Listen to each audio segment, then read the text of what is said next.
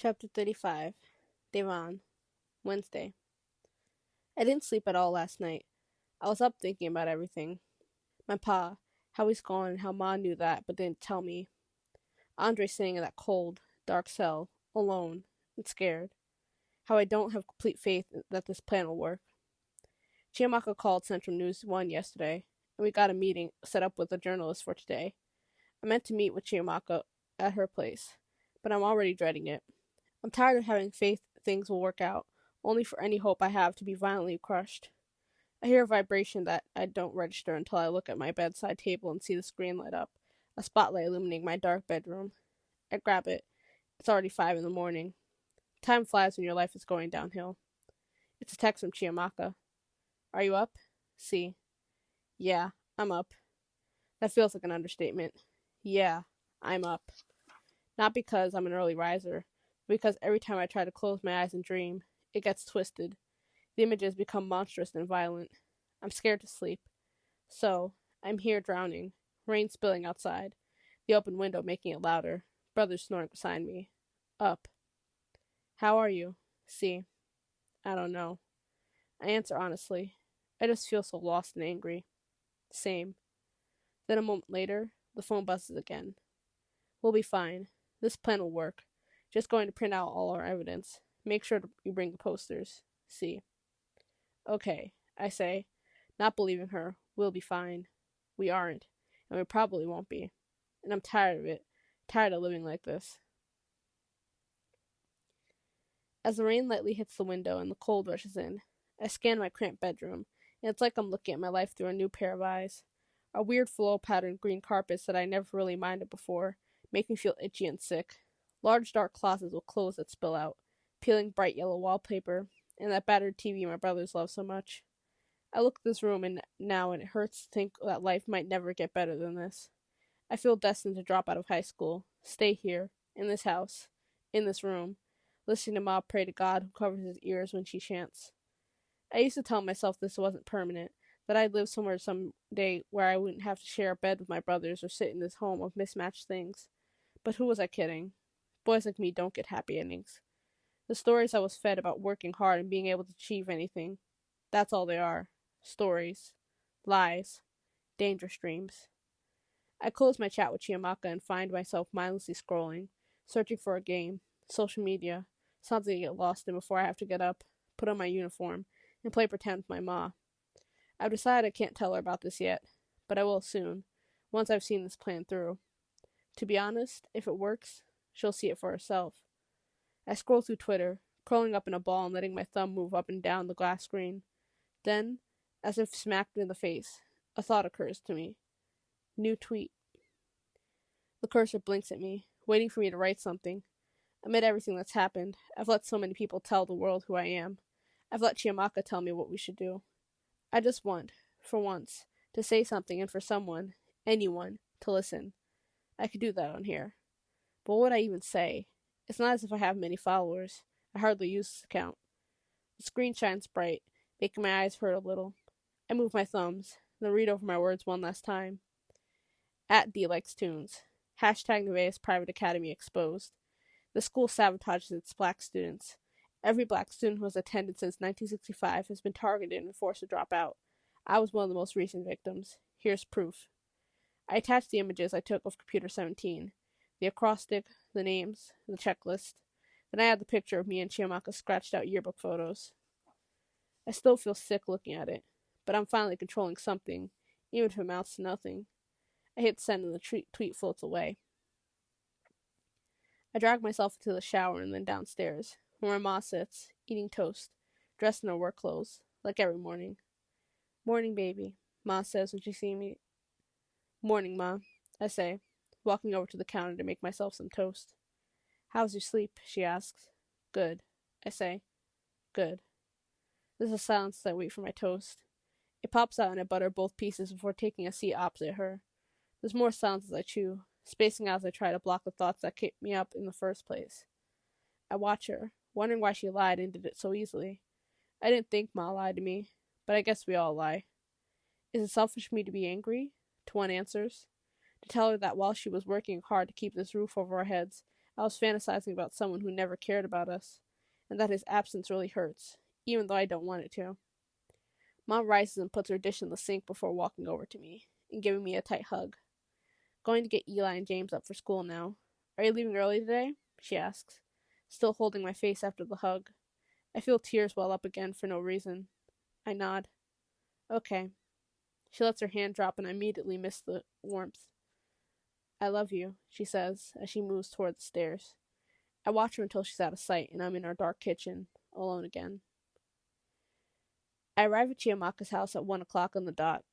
I ring the buzzer on the gates, then walk through when they release. The sharp sound of heel shoes and the front door slamming shut makes me focus on Chiamaka. I meet her halfway, where she startles me by forcing her bag into my arms. Hold this for a moment. I need to fix the strap of my shoes.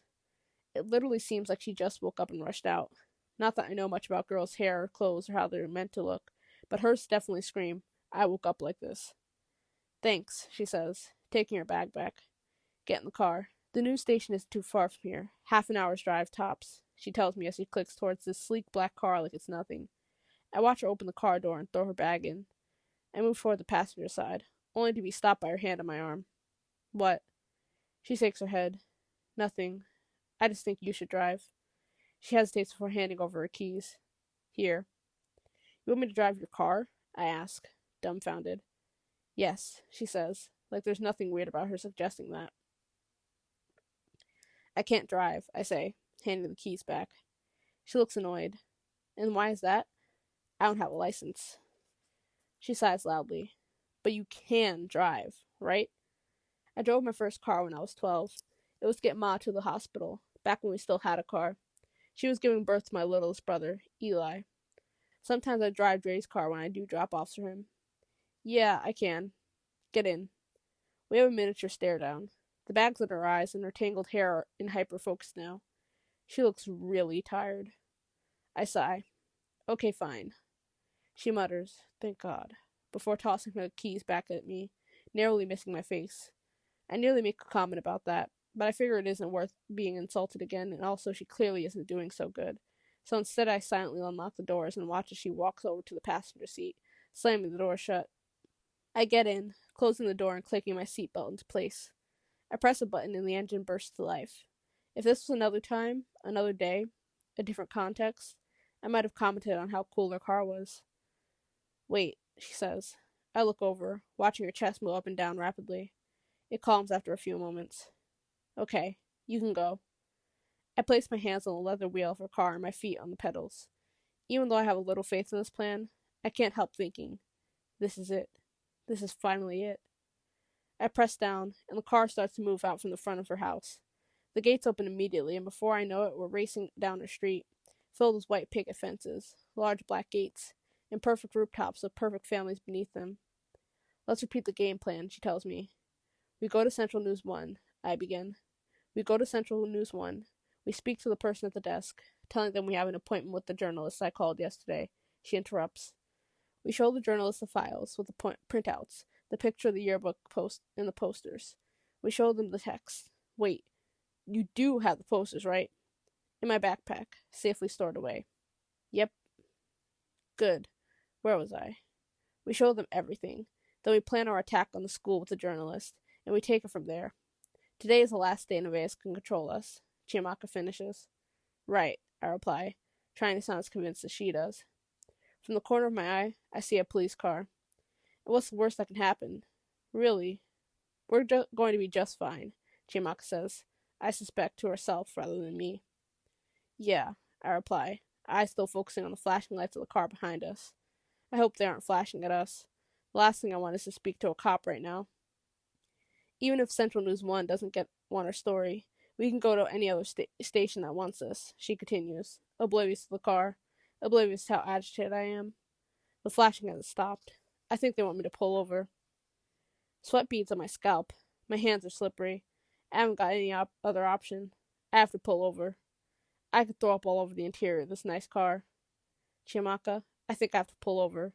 That police car has been flashing at us for a while. Chiamaka turns around, then turns back. We need to switch seats, she says, unbuckling her seatbelt. I follow suit, unbuckling mine. I try to remember Ma's words. If they ask you questions, answer politely. Don't go searching for your phone. Don't touch your pockets. Don't. Please don't. Just do as they ask. Put your hands where they can see them. I love you. Pull in there. We need to switch before they can see us. My windows are tinted, so let's hope they can't, she says as I pull over with shaky hands. She hits me, whispering, Hurry, as our limbs tangle. I finally get to her seat, and I jump when I hear the tapping on the car window. Chiamaka winds down the window and says, Good afternoon, officer. His eyes meet mine. I look away. Realize you were doing a 35 in a 25 lane? Really? Sorry, officer. Apparently I can't read properly, she says. I ignore the jab at me. Giving me lip? The officer asks. Chiamaka shakes her head. No, sir, she says.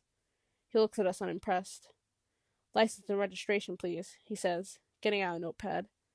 Chiamaka reaches up into the top section of her car and shows him something. He takes it, scanning it slowly.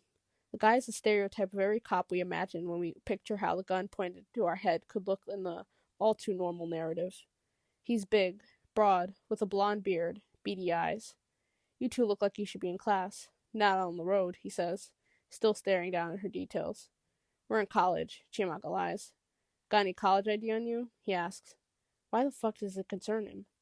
With all due respect, officer, we are not obligated to show you that, Chiamaka says. Clearly, her parents didn't give her the talk. Her hands visibly shake from the position on the wheel. Maybe she just knows, because we all know, that the feds kill us all in their own game of social eugenics. The officer stares at Chiamaka silently, his gaze cutting through her, frustration swirling in his eyes. My stomach flips. He writes something down in his notepad, then hands her back the papers. I can finally breathe again when he moves away, but in the same breath, he turns back and leans into the car. It feels like my nightmare. The monsters attack and chase me, but I can't run or hide because they always seem to know where I am. Boy, he says sharply. I look up, chest pounding, aching. Yes, sir, I answer, hoping my hands are visible in their position on my lap. Do your seatbelt, he said. His eyes scan my clothes. I look down with him. Yes, sir, I say, not wanting to move too much, given a reason to, quote-unquote, defend himself. My hand shakes. My face heats and sweats as I softly click it in, his gaze on me the entire time. He finally taps the car and leaves to go back to his own, and I can breathe again, even though everything aches. I hate that these systems, all this institutional shit, can get to me. I hate how they have the power to kill my future, kill me. They treat my black skin like a gun or a grenade or a knife that is dangerous and lethal, when it's really them, the guys at the top powering everything. If it isn't the Mayas that does it, any one of them could get us. The guys at the top are bombs and explosives, killing millions, getting away with it. Need a moment? Chiamaka asks. I nod, sniffling slowly. I nod, sniffling now, not able to hold back the tears that escape, or the cries that leak from my mouth. I place an arm over my face, and I let myself go. Chiamaka's hand slides through mine and squeezes, and even though I hate to admit it, I'm happy she's here. We are in the parking lot, surrounded by a few cars, watching the Central News 1 building like we're waiting for it to come to us, not the other way around. I'm scared, Chiamaka admits. Me too. Like you said, nothing to be scared of, I reply. This is the only option we have left. Exactly. Nothing. There's a lot to be scared of, though. Who knows what'll happen in there? We sit in silence, waiting for the other to make the first move. This is it. Freedom.